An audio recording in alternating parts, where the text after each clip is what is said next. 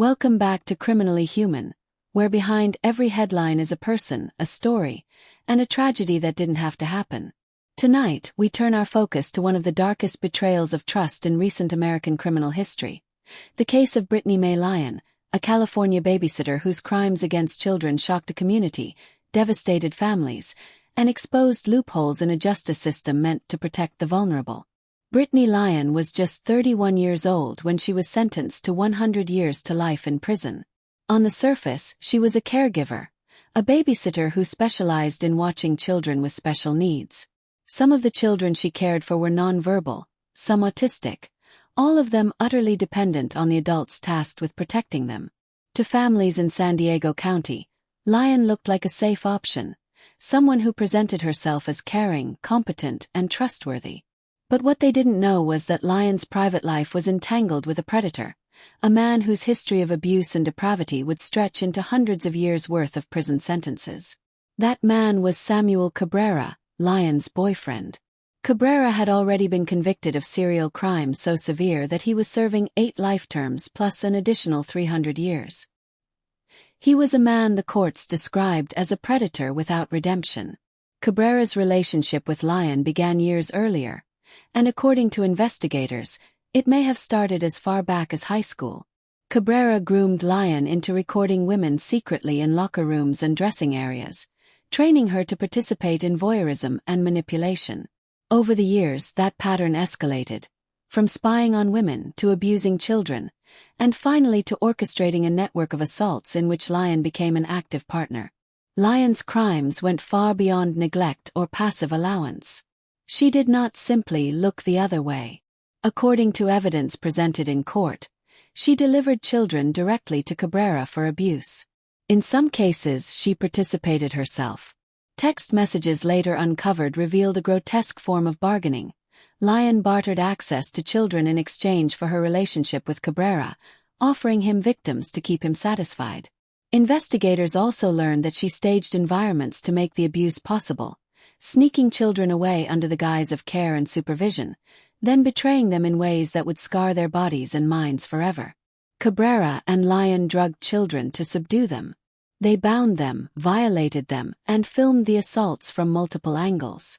When police finally searched Cabrera's car, they discovered a double-locked box filled with 6 hard drives. On those drives were hundreds of hours of video evidence, documenting every horrific act. These weren't fleeting crimes of opportunity. They were premeditated, recorded, and archived like trophies. The children were treated as objects, exploited for Cabrera's and Lyon's gratification, and then sent back to their unsuspecting parents as though nothing had happened. But everything began to unravel because of the bravery of one child. In 2016, a 7-year-old girl who had been under Lyon's care told her mother she no longer wanted to be around Lyon.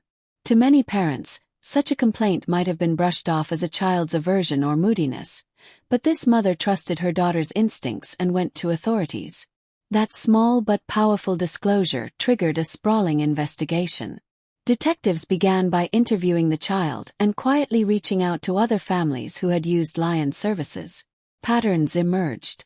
Other children voiced discomfort, and some parents admitted they had noticed odd behavior but hadn't put the pieces together. With suspicion mounting, investigators obtained search warrants. What they found was worse than anything they imagined. The break came when law enforcement searched Cabrera's vehicle. Hidden inside a double-locked box were 6 hard drives. On those drives were hundreds of videos documenting the abuse. Drugged children, bound and assaulted, filmed from multiple camera angles. The evidence was undeniable, graphic, and damning. Forensic experts worked through the footage, matching dates, locations, and even clothing to connect the abuse directly back to Lyon and Cabrera. Further investigation uncovered a trail of text messages and digital communications between Lyon and Cabrera. These messages exposed Lyon's active role. She arranged meetings, discussed trading access to children, and at times even bragged about what she had done. These digital footprints dismantled any defense she might have had. She wasn't just a passive enabler. She was a participant. Once the evidence was secured, police moved quickly. Cabrera was already facing sentencing on unrelated charges, but Lyon was arrested and charged with multiple counts of child sexual assault, kidnapping and burglary. The weight of the evidence left little room for negotiation. Faced with the prospect of spending the rest of her life behind bars, Lyon entered guilty pleas in May 2025. In August of that same year, Lyon stood in court for sentencing. It was not just a legal proceeding but an emotional reckoning. Families filled the courtroom, parents whose lives had been shattered by the discovery of what had been done to their children. One mother stood up and told Lyon she had bartered children like objects, calling her a sick and evil monster. Another asked how Lyon could lie and betray the trust of so many parents, time and time again, with no regard for the human lives she was destroying. The judge echoed their pain, calling Lyon's conduct deplorable and labeling her a monster. He sentenced her to 100 years to life, a term meant to reflect the gravity of what she had done. Under California's elderly parole law, offenders can apply for parole once they reach age 50, provided they have served at least 1/3 of their sentence. For Lyon, that means she could be eligible for release in roughly 28 years, despite the lifetime of trauma she inflicted. San Diego County District Attorney Summer Stephan spoke out, warning that laws like the elderly parole provision are failing victims by offering dangerous offenders a second chance.